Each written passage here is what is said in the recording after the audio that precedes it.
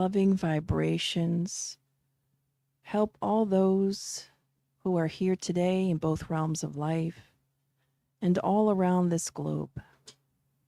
With Jesus always in our hearts and in our minds, may we open this meeting today. So be it. All right, the parable of the 10 virgins. Leo, please.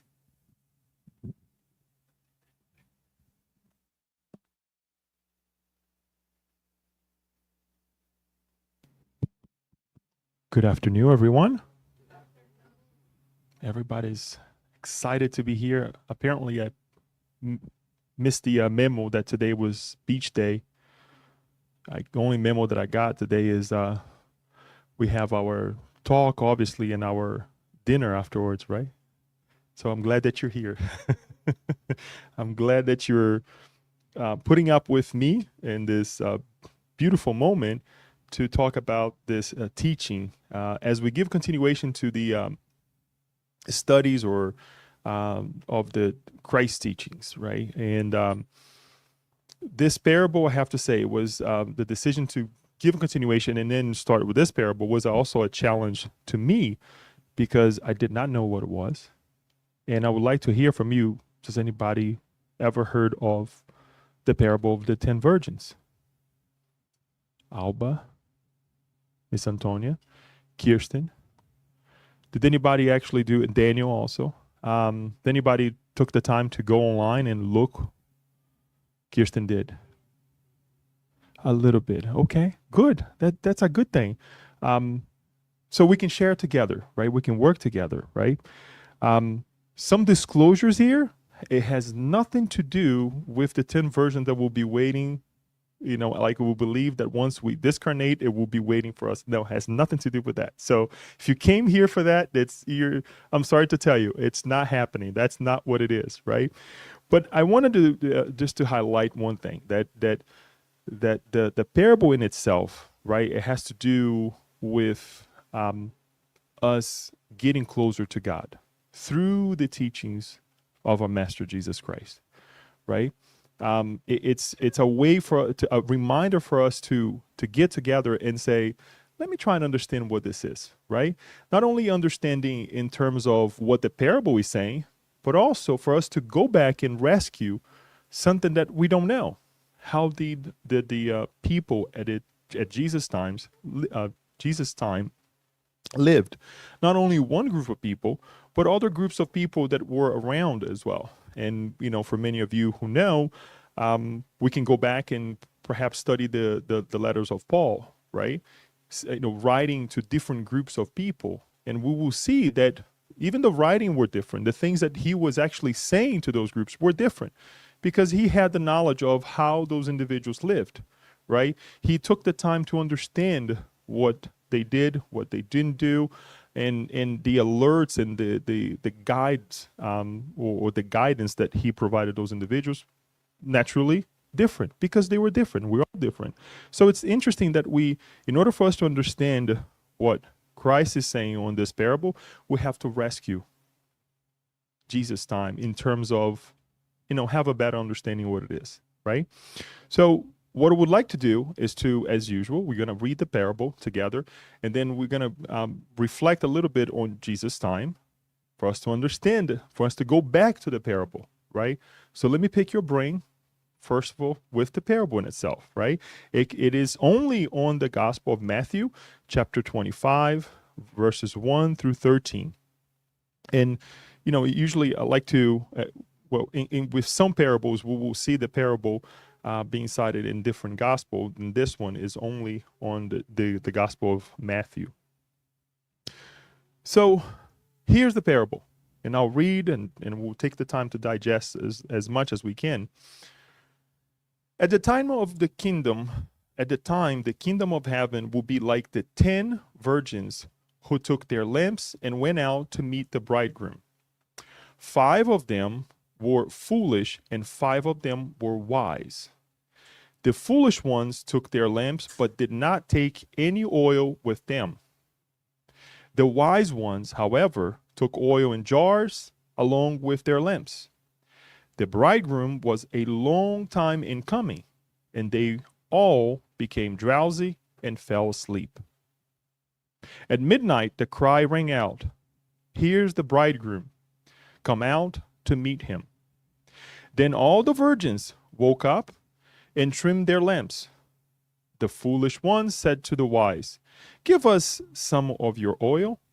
Our lamps are going out." "No," they replied. "They may not be enough for both of us and you. Instead, go to those who sell oil and buy some for yourselves." But while they were on their way to buy the oil, the bridegroom arrived. The virgins who were ready went in with him to the wedding banquet, and the door was shut. Later, the others also came. "Lord, Lord," they said, "open the door for us." But he replied, "Truly, I tell you, I don't know you. Therefore, keep watch, because you do not know the day or the hour." It's quite a bit, isn't it? But let's take 5 minutes and truly try to digest this. And you can read again.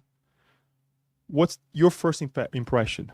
If you can, what caught your attention? What stands out when you read this?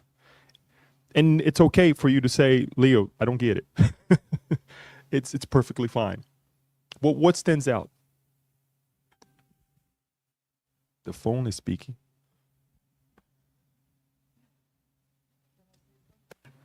Go ahead.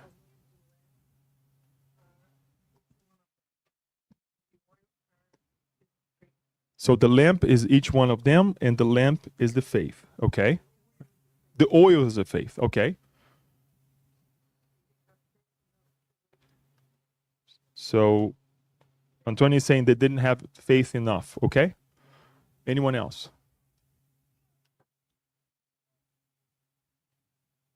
Initially, for me, when I read it, I thought, oh gosh, the other 5 or the other few were not prepared.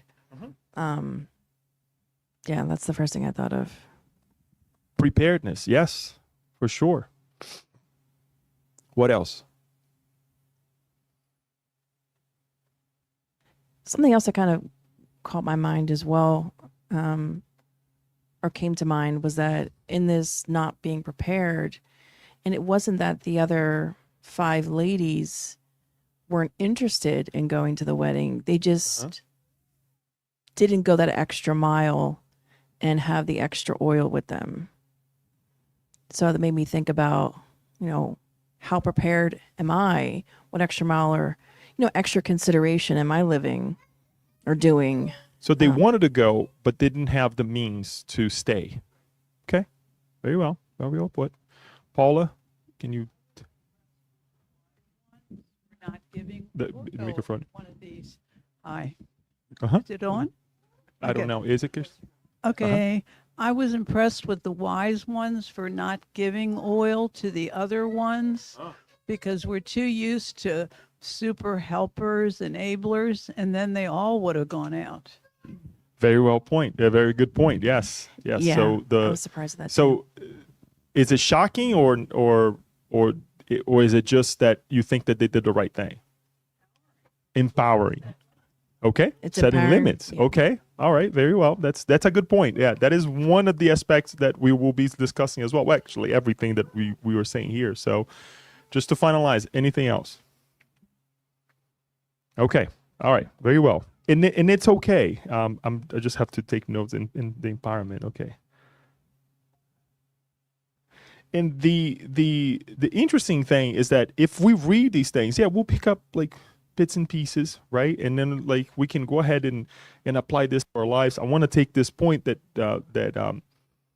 Paula just brought to us, right? In a parable coming from the master, right? You will see somebody refusing to lend a hand, right? To help and say, yeah, let's share.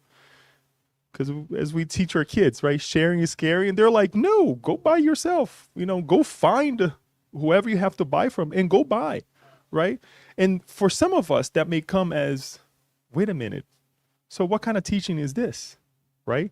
But then we have to go back and rescue the reason why he said such a thing, right? We have to connect with other parts of the parable as well to understand why he's saying such a thing. So let's put the parable aside and let us try to understand a little bit of what a wedding or the customs of its time really did in terms of what was a wedding then, right? So we want to touch in a couple elements here: the families and the arrangement, the groom and the friends, the bride and friends, the community, the social gathering, okay, and the time of the event as well. So one thing that, as reading more about it and going deeper on the idea, we learn that a wedding then was more of a social and a legal event, right? Let's cover the legal first, okay? So if I were to tell you that the groom or the men put money, paid for the bride, he was vested.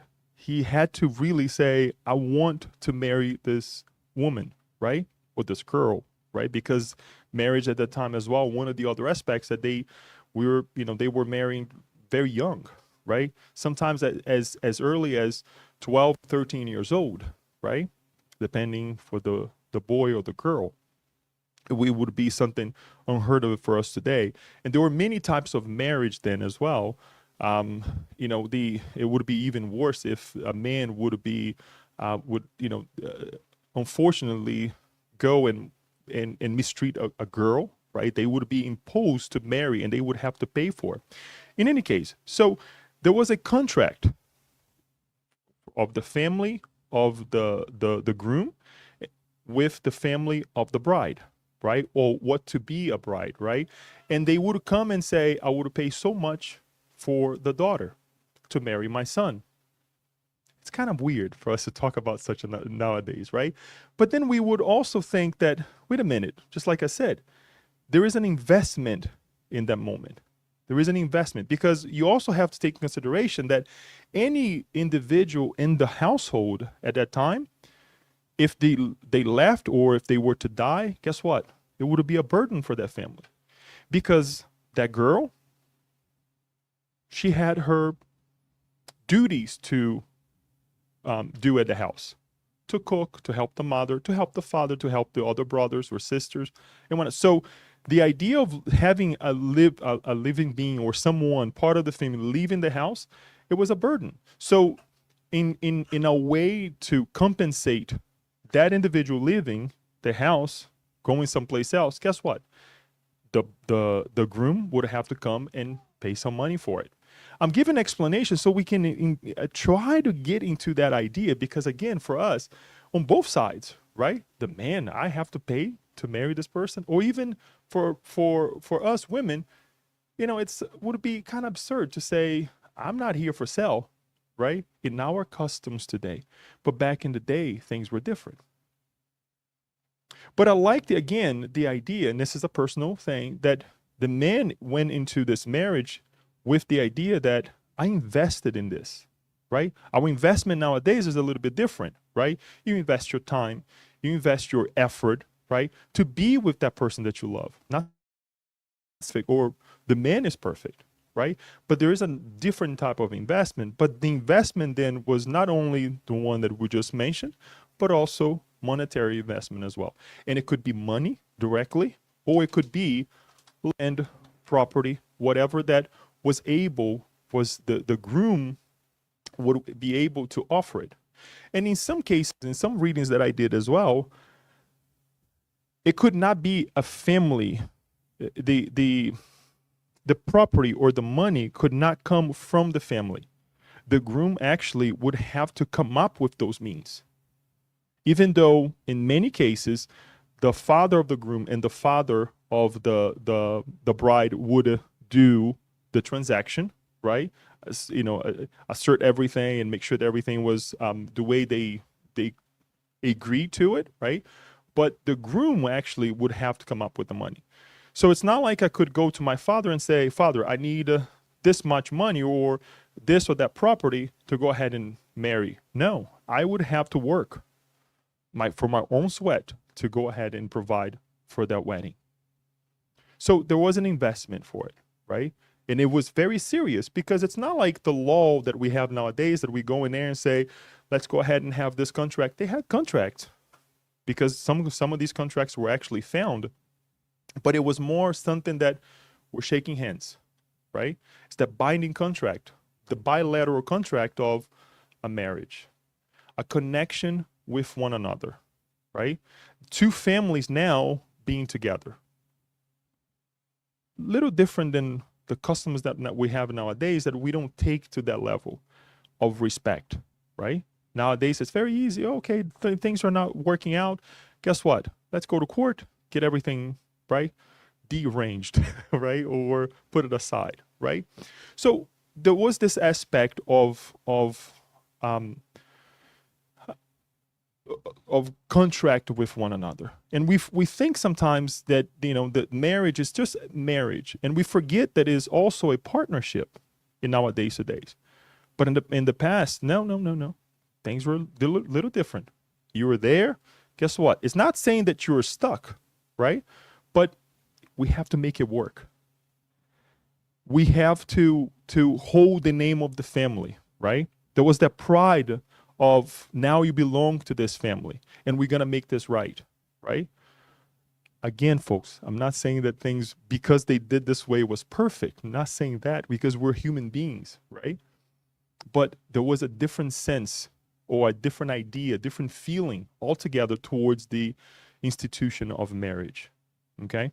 So what about the different elements here? The groom and friends. So the groom would be this man that was, again, vested in this contract, right?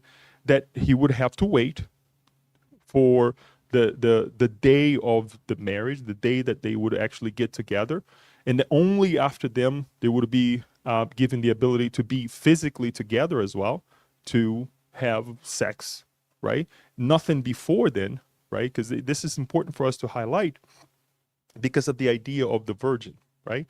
And the friends also would partake with them, with the groom, in that moment as well. Dancing, preparing, just like we see nowadays.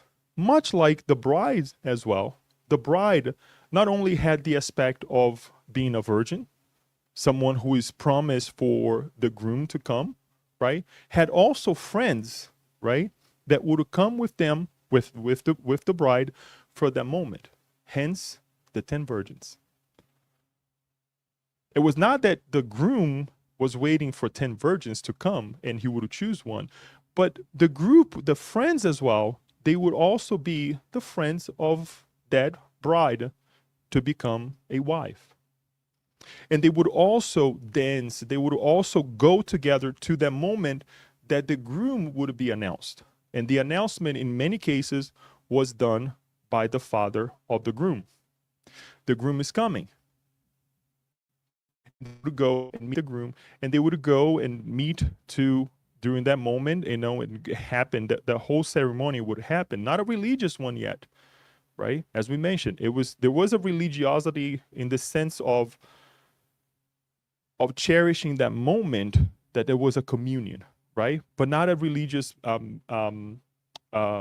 gathering like we see nowadays, right?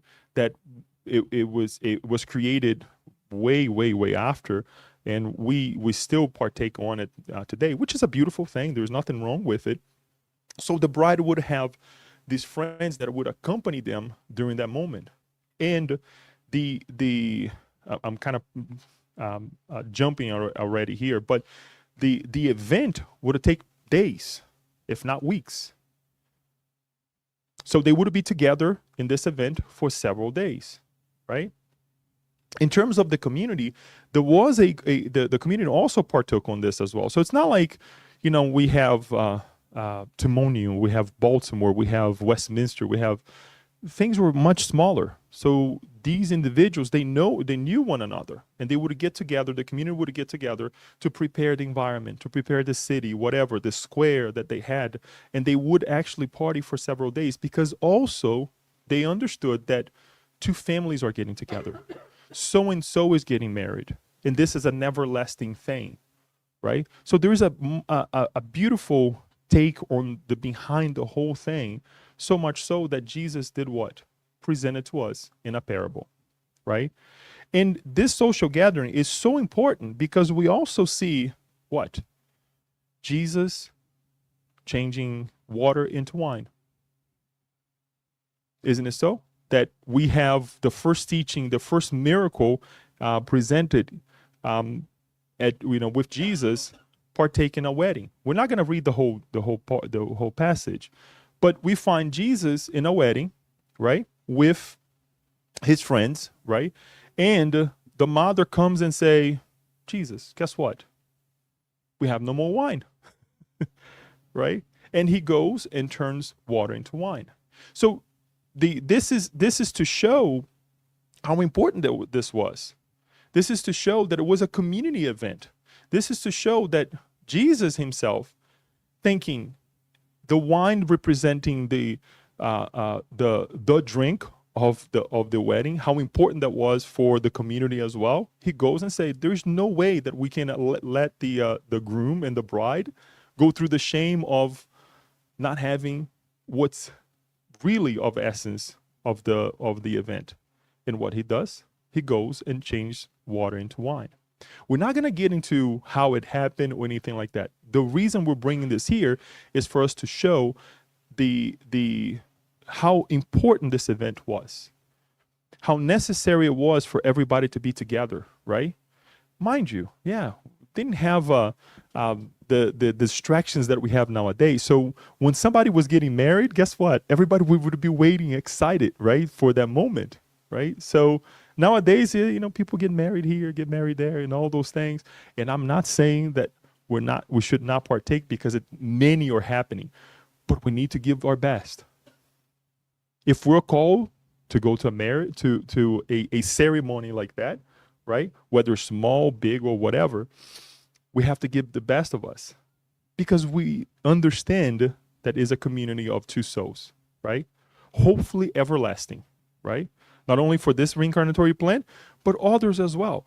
But Jesus was there, and he did his best to show us do the same. Go on and do the same. We may not be able to change something into something else. We may not be able to help directly like he did, but we can multiply, since we take this idea of multiplication, with our thoughts, with our feelings. That every time we remember that couple, we send them good vibrations. That when we know perhaps that they're going through a tough time, whatever that may be, we pray for them and we remember that day that was a special day, not only for them, but for us as well, that we celebrate that union. But I digress here. I just want to make sure that we have this example that if it wasn't special, if it wasn't important, we wouldn't have this citing on the Bible as well, right? So, and one thing that I forgot to say, all of these passages of the Bible that we bring is from the Bible Gateway, and then it's from the New International Version as well. So let us go back to, let me take a step back. Is it better now that we understand what was happening then? Why the importance, or why Jesus brought the parable, bringing the marriage to light? You can say no, it's okay. But is it better? Okay, all right. Let's go back to the parable. At that time, the kingdom of heaven will be like. It's not yet. It changes, right? Because the previous parables that we have read, what we learn is that this and this, it is like the kingdom of heaven, kingdom of God. Jesus is saying it will be, meaning it's not yet. And we'll decide later on if we're already there. Okay? I'm not going to say anything. Like the 10 virgins who took their lamps and went out to meet the bridegroom. Again, that moment that the virgins are going to meet the groom, and partake in that festivity. 5 of them were foolish and 5 of them were wise. The foolish ones took their lamps, but did not take any oil with them. The wise ones, however, took oil in jars along with their lamps. The bridegroom was a long time in coming, and they all became drowsy and fell asleep. So some of them had oil, some of them did not. But Jesus also tells us that they all fell asleep. So we have some differences, right? But we also have some similarities. Meaning, they were not all perfect because they all fell asleep. Because if I'm in that position, right? Or at least we would call one another to be that way, that anytime the groom may be announced, do I want to fall asleep? No, I want to be ready, right? We want to be ready with our lamps, just like with the ones with the lamps that they had enough fuel or more fuel to burn afterwards. The lamp is full, right? Remember, there was no flashlight. Let me take the step back here. There was no flashlight, right? And the lamps were just like the old lamps that we've seen. We brought here before, and I forget the parable, but the lamp had to have fuel added to it, right, to burn. Otherwise, it just, again, that's how we walked in the dark. We lived in the dark because there was no electricity. So that was their means, right? Nowadays would be what? If we're going somewhere, hiking somewhere, if it was dark, we would have a flashlight, right?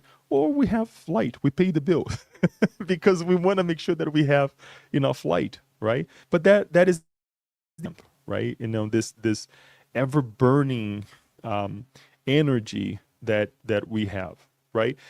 So some of them did, some of them did not. 5 did, and the other 5 didn't, but they all fell asleep.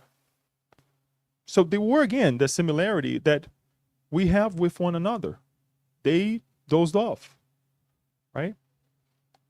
I'm going to read a little bit more. I'm going to go through some elements, and we're going to put it all together. At midnight, the cry rang out, "Here's the bridegroom, come out to meet him." Then all the virgins woke up and trimmed their lamps. The foolish ones said to the wise, "Give us some of your oil. Our lamps are going out."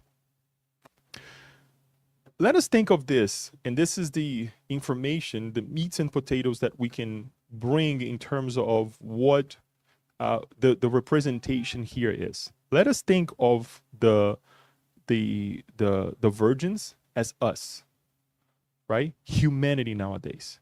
Right? And who is the groom? Jesus.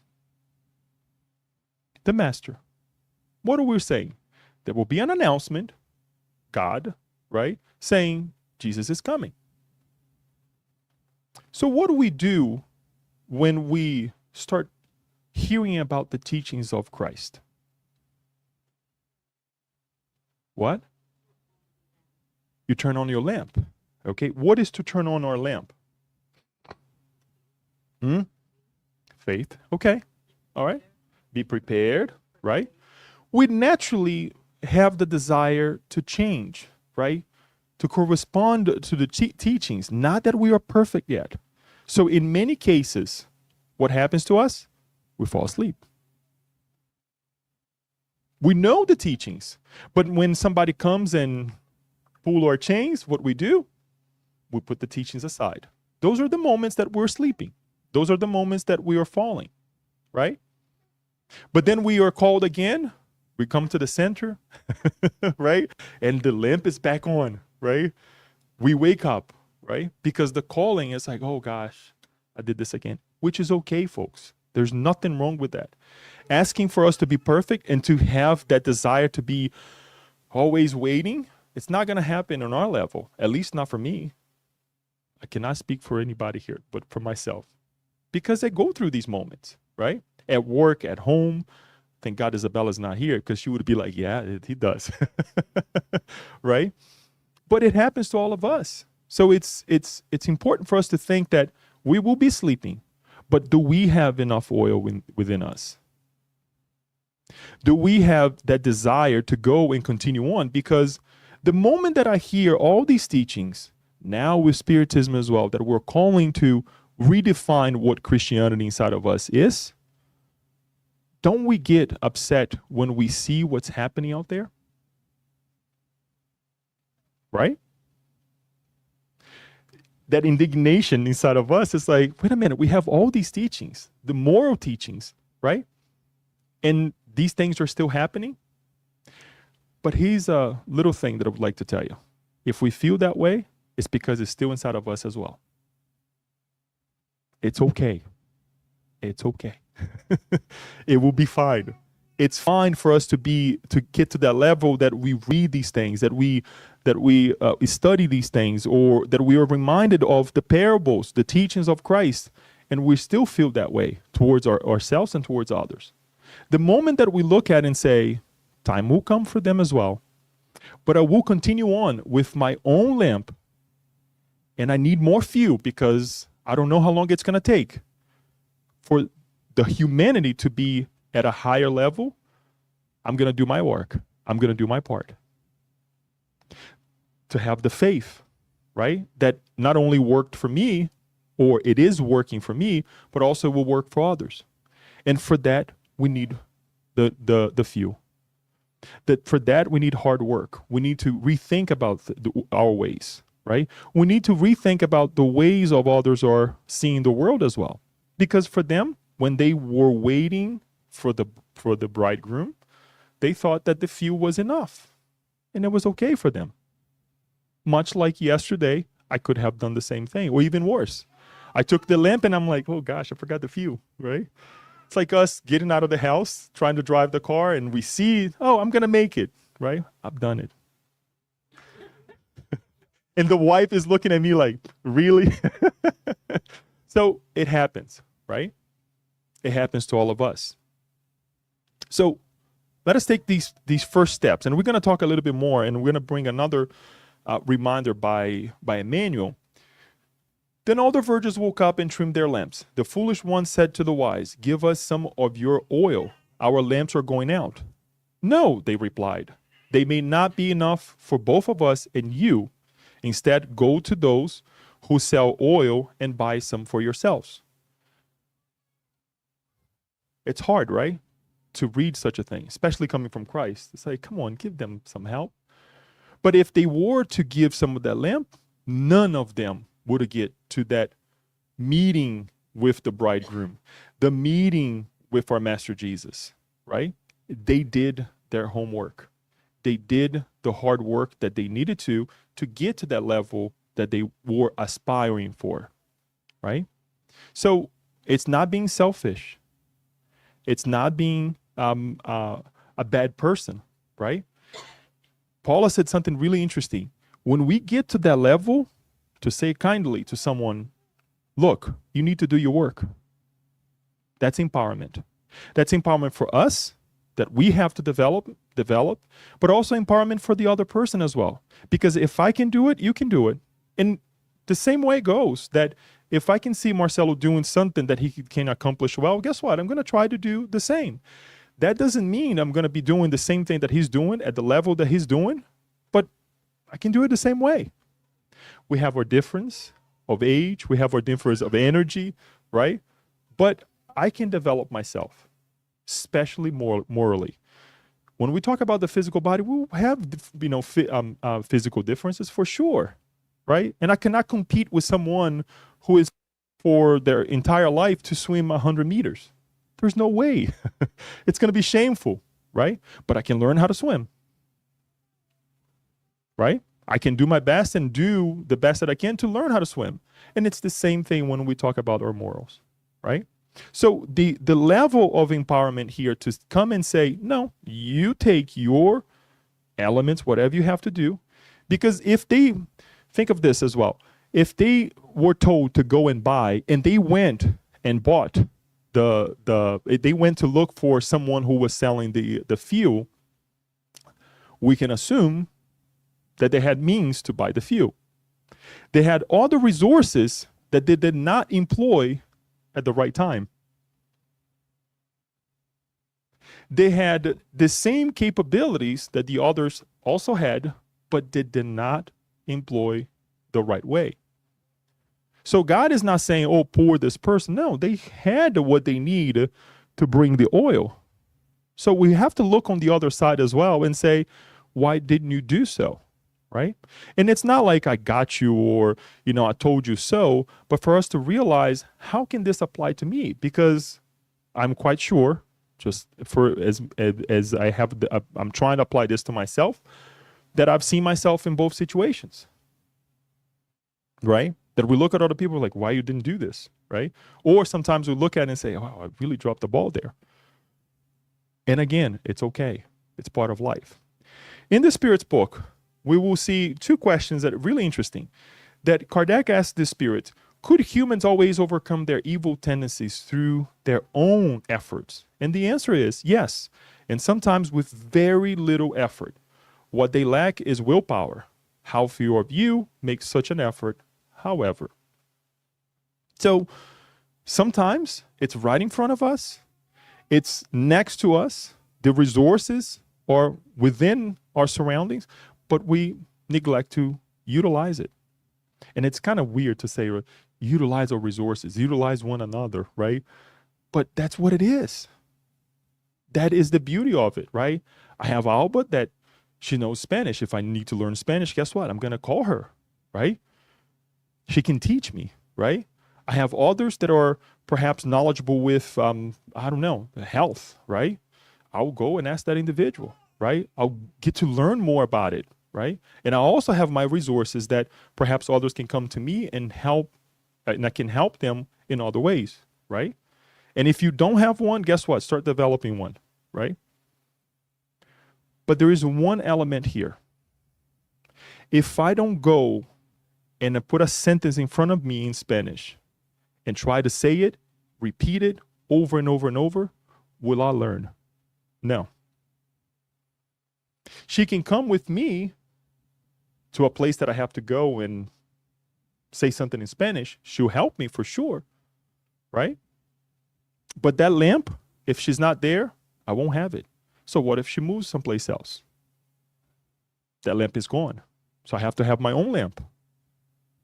And it's the same thing over and over and over with all the capabilities in terms of physical, moral, that we have in our lives. Emmanuel says this, that we can utilize someone else's lamp, but until I do not develop mine and I don't put the effort, the faith, that fuel that we're talking about here, we're not getting anywhere. If I don't stop on the spiritual side and say, I'm going to develop this in this new reincarnation, it's not going to happen. Because over the other side is very easy, right? Oh yeah, I know this up here, but do we know really, right? Is it ingrained in ourselves? And we only learn by doing what? Doing it. Struggling, sweating, crying, right? So it's important for us to look at these aspects and bring it to ourselves. The other question, skipping question 910, 911 asks, aren't there passions that are so alive and irresistible that the will is powerless to overcome them? There are many who say, I want to, but their will is only on their lips. They want, but they are very satisfied at not being able to. When they believe they cannot overcome their passions, it is because their spirit is pleased by them as a result of its own impurity. Those who try to restrain their passions understand their own spiritual nature, and overcoming them is a triumph of the spirit over matter. So, some of those brides, they had some of the virgins. They had the idea of meeting the groom, right, being part of the whole thing. But were they really vested in that moment in terms of, I'm going to be prepared because I want to be part of this moment? Are we, each one of us, also prepared to this moment of calling? And this moment of calling, guys, and when we can take this as the moment that Christ is coming back, to earth and all that. But Christ comes back to us every time we look at one another. Christ comes back to us every time we find something that, again, is pulling our chain, right? every little test in our lives, good or bad, even the good moments when we are able to say, this is temporary, right? This is not my whole life. When we're able to gauge things that way, to be in the moment, Christ is inside of us. Christ is calling us, right? When I look at someone else's kid and I try to be the father, the mother, or even better, right? Christ is inside of us. Because we never know how those kids will influence society, even though they're not my kids, later on in life. It's a very futuristic mind or concept, but until we come back to this idea, or we come out of this idea that there will be the day, the calling. But the calling is every time, every moment of our lives, right? So let us do our best. Let us be prepared to those moments. How do we do that is the question. When do we do it is also the question, right? But we're going to talk a little bit more about it soon. So going back to the parable, to give a continuation and finalize, but while they were on their way to buy the oil, the bridegroom arrived. The virgins who were ready went in with him to the wedding banquet, and the door was shut. Later the others also came. Lord, Lord, they said, open the door for us. But he replied, truly I tell you, I don't know you. Therefore keep watch, because you do not know the day or the hour. Again, very harsh coming from Christ. When we think of Christ of being this elevated being that loves everybody, right? That wants to help everyone, but we don't want to take something this serious, right? This direct from this elevated being, as we learn in Spiritism, the best or the guide and model that we have received from God, right? We want something more soft, and it's okay. Whatever relationship we have, it's up to us how we see this master. But here, we also would like to bring to our attention that when we hear, truly I tell you, I don't know you, it's not that we were refusing to help someone or to open the door for someone. But quite frankly, I don't see anybody coming over here that we do not know or who do not have a relationship already with Spiritism, with spirituality, or religiosity. Do we? Right? We have some of us bringing our friends. It's because we explained. Let us take this moment. Let's go over there. It makes me feel good, right? There is a connection. But the doors are open and we don't see anything. So it's a matter of connection. It's a matter of affinity. Christ is explaining to us that these individuals, they don't enter because they're not compatible. There is no connection whatsoever. You can try to put certain types of music for me to listen, while we're riding, and I'll say, no, I don't listen to that, right? It's not going to be compatible, right? We can try to go to someone else's house and do certain things that are not compatible with them, right? Morally speaking, physically speaking, right? It's not going to happen. And it's the same thing in society. There are certain customs, there are certain ways that we live our lives here that it's not acceptable in other places.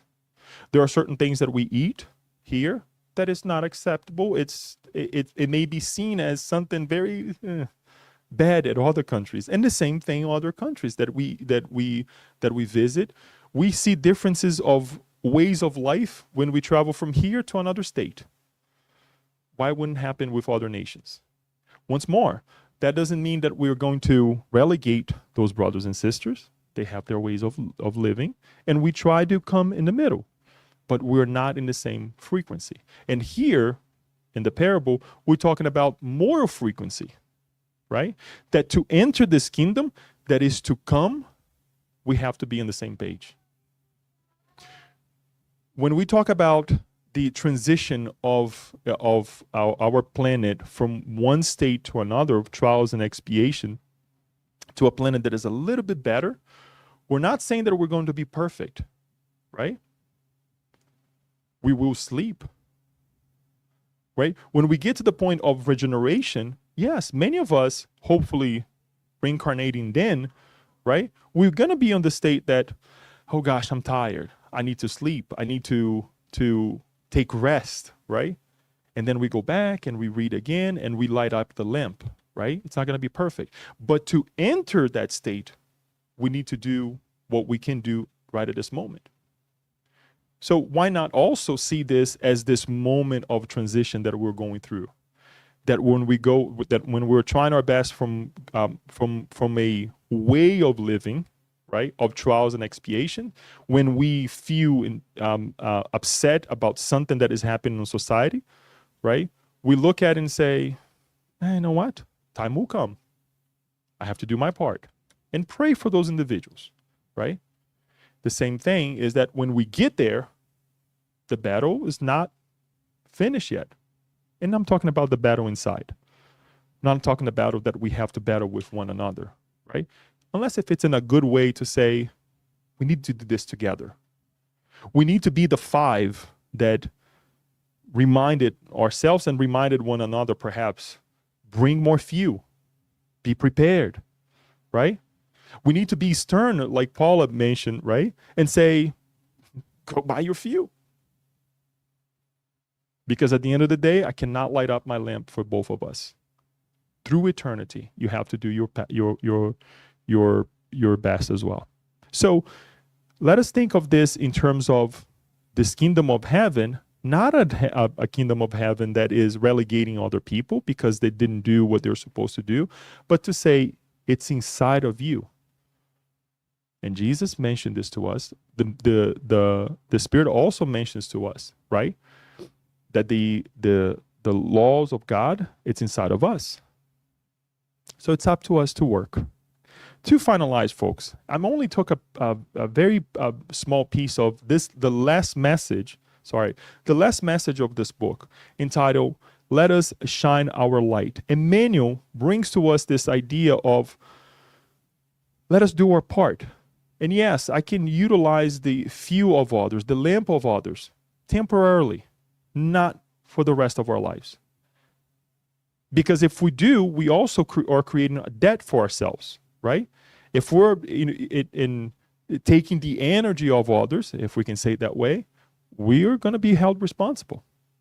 And that individual as well, who is allowing it to happen, guess what? The mothers we have seen cases, we have seen, especially in the action reaction that I can remember now, and I think there is one in the messages as well, of mothers on the other side in despair because they were not stern with their kids, because they allowed certain things to happen, and now on the other side they're asking for a new beginning with those kids. And that goes for fathers as well, as Daniel mentioned about Father's Day, right, Daniel? It goes for all of us, educators that have the opportunity that Christ comes to us and we don't do anything, because we will be held accountable for the good deeds that we have done, right? The negative things that we have done as well as the moments that we're called and we don't do anything. We don't say anything because goodness was left undone, right? So Emmanuel tells us that the anguish on our plane comes from darkness. Darkness has invaded every path in every direction. Darkness born from ignorance, weakness, and foolishness, enveloping nations, institutions, and individuals. A fog that assails conscious minds and sentiments. In the midst of this long night, we need to kindle our light. Otherwise, it is impossible to find the way to freedom. Without the shining radiation from our own being, we cannot be seen very easily by the divine messengers who lend aid in the name of the Almighty, nor can we effectively help anyone, whoever that might be. So we have to do our part. We have to come together and look at the resources that we have, of the callings that are happening in our lives, and do our best. And be one of the virgins that had enough fuel in us, right? How do we do this? The Spirit is center. We come here every Saturday. Sometimes it seems repetitive, right? We come here on Mondays. We come here, we study together. But are we applying? Are we utilizing that fuel that we are receiving? And quite frankly, the moments of these callings, for sure, it's happening every single day, right? Are we taking notes when we read a passage in our God at home? That's how we build up all that information. And I often think about the many, many times that we read, especially when we present this book here on Mondays, that it's completely out of context. Sometimes like, should I go and look for something that, it's happening to us in planet Earth? And I'm like, no. Well, at least the feeling that I get is that no, leave it alone. Because everything that we say, everything that we hear gets to be registered in our perispirit, right? Within us. And the day will come that a message like this will be a reminder for others. Will be a reminder not only for us incarnated ones who are here, but also the discarnated ones. So who am I to say that is not? We chose a book. We follow religiously every time we present a chapter after the other. And that will be a coin that we have, or a little bit of fuel that we bring with us. We may not remember now, but we'll remember later. And often, to emphasize this idea, I hear the girls at home saying, oh, we read this message before. No, we haven't. I know we haven't because I take notes. No, I don't. And sometimes it does. And I'm like, yes. And if it's happening, it's because there is a reason for it. Maybe we didn't take the right notes. We're seeing this again. Maybe 3 months from now, we're going to go through something that perhaps we will be able to utilize this fuel, right? Sometimes we get kerosene. Sometimes we get gasoline, right? Depends on the type of fuel that we're receiving when we're doing our gospel at home. But also we multiply during the moments that we exercise, right? Just like exercising physically, we get stronger by what? Exercising. So if I'm called to be more patient, guess what? The next moment, the next encounter for someone, it's not going to be the same. It's probably going to be a little bit harder that we have to take that deep breath and then go on again, continue on again, right? And not thinking that, oh yeah, that will be the day that Christ will come and will liberate ourselves. No, it's right now, right? He finalizes with the idea of lighting up ourselves, lighting up to help, and so we can also be part of this wedding that back then had such a value for the people, right? It was a community thing. It was not just two individuals. Okay, they're getting married, right? The institution of marriage nowadays is so hard because we have done so much towards it in a negative way that we don't take as serious as we did before. Men is not as vested, right, to a marriage like they were before, right? Women they feel empowered in a way that I don't need men. Oh, I don't need her, vice versa, right? Instead of saying we're different, but we have our values, right? I was watching a video the other day of this gentleman talking to this young lady, and he was emphasizing how beautiful it is for the part of the woman, right? And he's like, there's no way that I can even come close to the idea of what it is to have a kid. But he was saying in such a nice way that after their conversation, she was like, never thought about that way, right? The value of what is to be a mother, right? To carry that child. And then you'll talk a little bit about it here. We have our value as fathers, right? As brothers, right? But it will never be as valuable, right? In that sense, for the female, the counterpart. And we put that aside. And we throw that away when we're making our decisions that is based on our perception of life, right? Instead of thinking, let us be the virgins that are carrying the fuel. enough few that we can sustain one another and we get there together, right? Yeah, there will be others that will be not ready, right? And that can be family members, that can be others, right? And also let us be because if we think that we're all going to get to the same level one day, let us be that also that virgin that tells the other, you were not prepared. I need you to come together with me in this position. And when somebody tells us the same thing, we don't get upset. Because at the end of the day, they all slept, right? So we're not perfect. If we consider ourselves the humanity, part of humanity, we will see that we have some things to work at it still, right? So I hope that we can take this message and of the virgins that illustrate this good heart, this good intentional heart, right? Of being with the groom, being with the man, right? In a positive way. Not the virgins in terms as we know physically speaking, but the virgins of the heart, right? That innocence that when we see something so beautiful, we go after, we work at it, we become better, right? Or at least we try to be, without the pretentious idea of, oh, I'm going to be perfect tomorrow. No, because we will surely find that we're not going to get there anytime soon, right? And that is beautiful. That's not bad, right? So let us be of good heart, knowing that we have someone to follow, knowing that we have a north to attend to, right? That we can follow something much greater than ourselves, until the day that perhaps we will all be there, we'll all be together.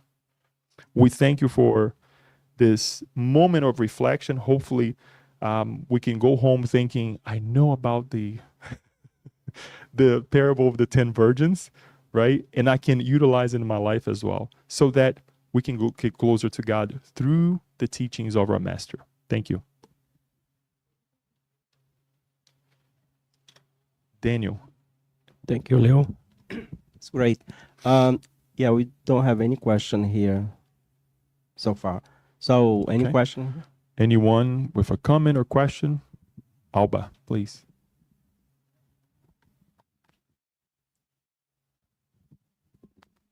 Thank you, Leo, for bringing this parable that is not very, no, right? It's not popular.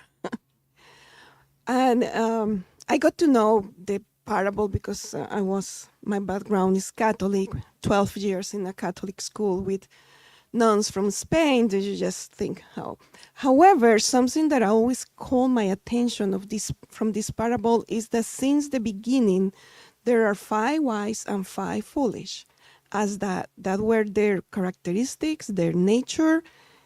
Is nothing that we can do about it because they were 5 wise and 5 foolish. Why the foolish ones?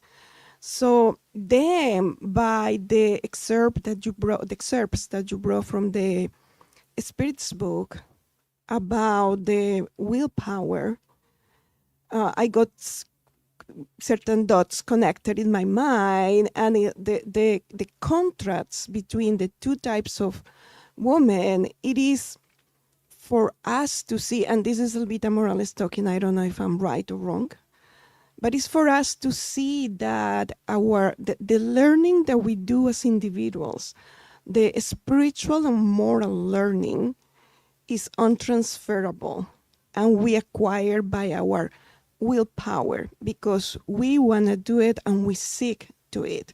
So if we want to progress, we take certain steps.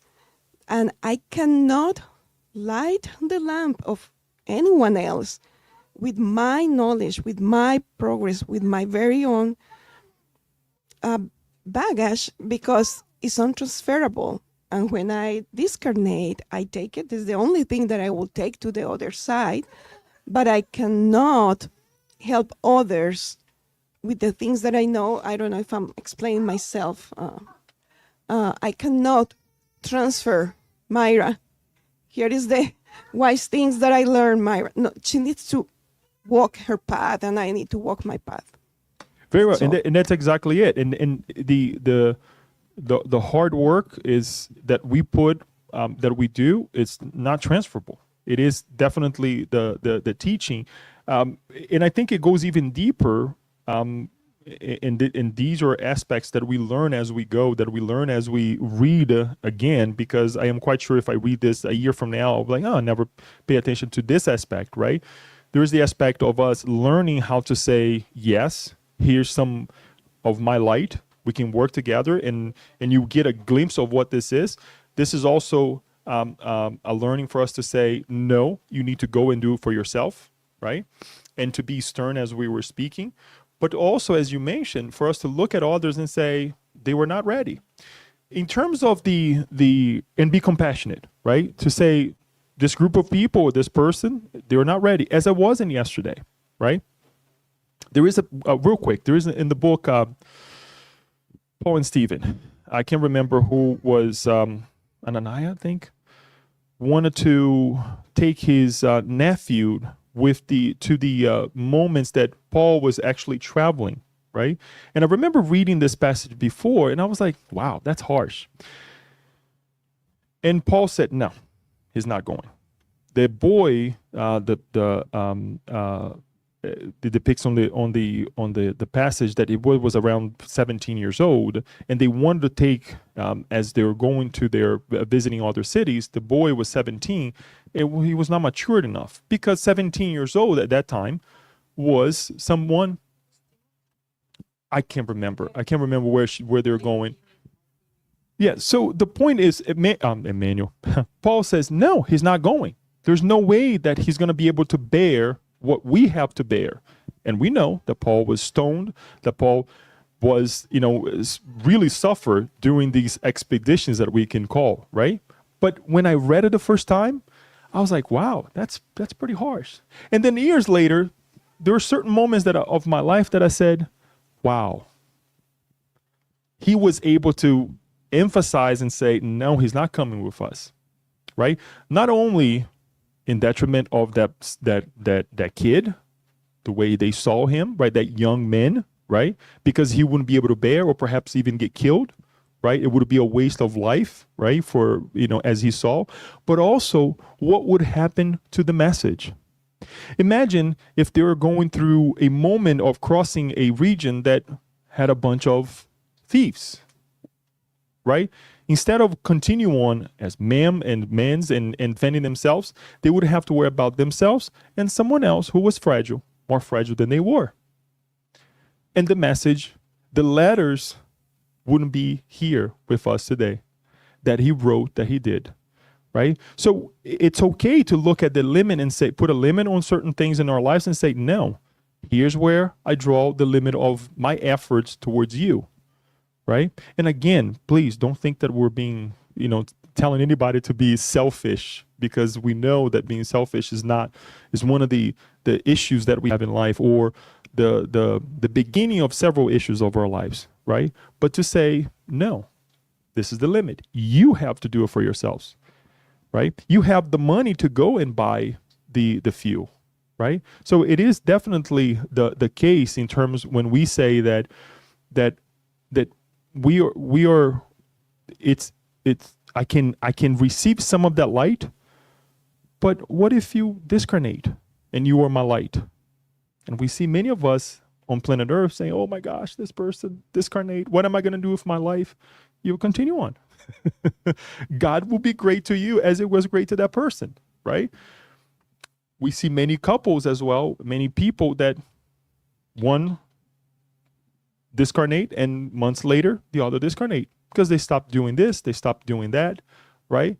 And they give in to something that perhaps they construct within themselves, not knowing that we are this entity, not knowing that we are a son or a daughter of God. So great point. It is untransferable as well, that we lose ourselves in the idea that, the dependency that we create on others, right?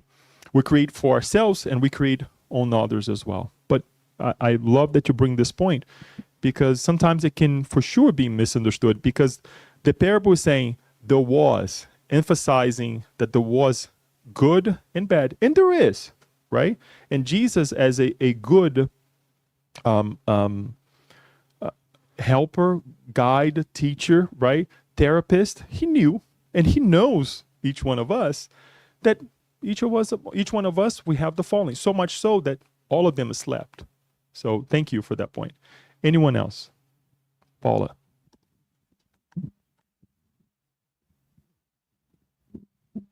Thank you. This was actually an easier one to understand and remember. I just have 3 comments, quick ones. And this could be because of the times that people were living in, that all 10 were women. It wasn't like 5 were waiting as men and 5 were waiting as women to bear the light. That this task was given to women to hold the light and bear the light. I mean, the groom had friends. I'm just commenting that it was all 10 women. And then I do have one disagreement with the fact that they all fell asleep. I mean, that bridegroom didn't show up until midnight. I would have fallen asleep at any age. So I don't really think that shows their imperfection. And my other understanding is I appreciate all the detail you went into explaining why the bridegroom paid for the wedding and the fact it went on for days. All those cultural pieces of information are really important because we don't necessarily do a lot of historical studies anymore, and we think in modern terms and we apply it and say, like my first question, why do we not have 5 guys sharing it with 5 women? But it really is a product of the times, and that really helps. And then somewhere, this is my last comment, by the time we got up to weddings in the boomer generation, the bride's paying for it. Yes. It changed. Yeah, so it changed a little bit. So no, thank you. So we again, I think you answer your question by saying that, you know, it was the time, right? There that I think one of the highlights on this as well. And as you can see, we're discussing different things here, and we're finding more different aspects of it that it's important to bring to light. And I'll try to be brief. So in terms of the light, that was the story, the context that Jesus found to explain, to bring to us a truth, right? Or several truths. That was the importance of the bride, right? But the man also had different important issues to take care of. One was to, you just brought at the end, he was the one paying for the whole thing, saying, I'm getting you out of the house. I want you to be my other part, right? My counterpart to build a family. So we can take this element and say, each one of us have our own parts to do, right? Each one of us have our lights to bear, right? But for the men as well, you know, if we want to look into the other side, there are different things that they have to do. They have to labor to come up with the means to pay for the wedding, right? To pay for that young lady to come out of the house, because it would be a burden for the family that would let go of the daughter, right? So I think it, you know, in that sense, we can look at and say, each one of us have our own responsibilities to bear, our own light or our own weight to carry as well, right? So it's important that you're saying this. As far as the sleep, I'm with you. At 10 o'clock, I'm I'm falling asleep, right? It's the same thing. But this is not literally. We can take this in the moments that perhaps we're being called. We're actually giving an opportunity to grow. But what do? We doze off, right? And again, this can be at any time. The midnight, because Emmanuel mentions to us, right, what the darkness is, right? The anguish of our plan comes from the darkness, right? And those are the moments that we don't stay awake, right? What did Jesus say? Watch and pray. And what happened to those who were there? They slept. They slept. So let us think of this moment of darkness or the midnight as the darkest moments of our lives, of the moments that we're truly called to put forth the energy, the fuel that we can burn to keep ourselves awake, because we don't know what the calling is. And to finalize, the idea of the wedding It represents is this the how much we can do personally and collectively for that moment of union, for that moment that all of us will be together, representing as Jesus was also seen, with his family and the apostles as well, in this wedding feast, right? And what did he do? He celebrated. Not only celebrated, but he made it last longer, because if the wine were to end at that moment, it would be over. And it would be shameful for the counterparts getting married, right?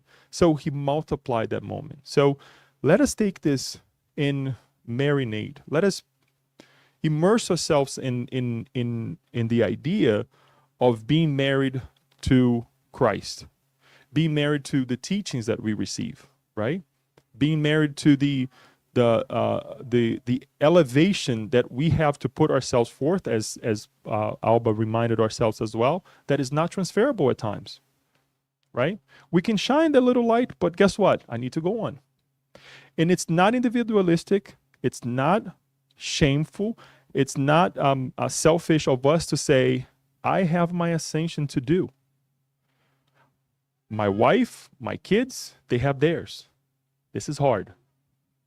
I'm saying this to myself as well. Because when we look at our kids, we want to do everything for them, right? We want to make sure that they get it. But time will come. And when we realize those things, there is there are two things. There is a level of how am I going to say this?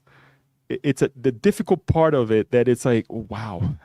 It makes you feel alone, right? Because you want to, but you cannot be the other person, right? On the other side, it's very empowering. And it's okay. At least I tell my kids, it's like, you have to do it for yourself. You have to figure it out, right? I can tell you every single thing that you need this time of the year to go to Rio, my hometown. It's cold. People are freezing over there. But if we get over there now, we're going to be like, let's go to the beach. Right? If I were to tell you exactly how they feel over there, you would take 3 pairs of gloves, 3 coats, whatever, right?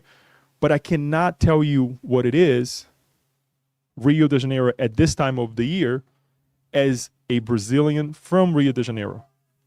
I have to tell you, as my experience here in the US, of what truly is cold for us here, and understanding your perception of cold as well.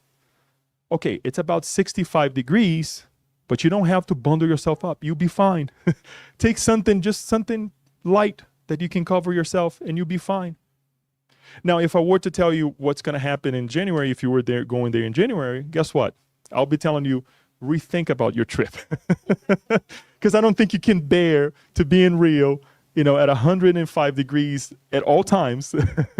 The car that passes by you, especially if it's white, okay? If the color of the car is white, it will be reflecting the sun, and you will get a sunburn, right? Just as it passes by. You see? The perception of life, the perception of others, right? And how we relay the message to others. How we integrate ourselves to the reality of one another, right? That's the wedding. Thank you so much. Let us go ahead and finalize and pray together for us to go to the second part of our meeting, because I know everybody came for the food, not for the 10 virgins. No, it's just a joke, everyone. We thank you, and pretty soon we can give a continuation to these teachings of Christ. We'll ask Daniel to put some music for us, and I would like to ask our dear friend Alba, can you say a short visualization? Sorry, we didn't prepare for this, Alba. And say our prayer as well for us to finalize this moment. Thank you.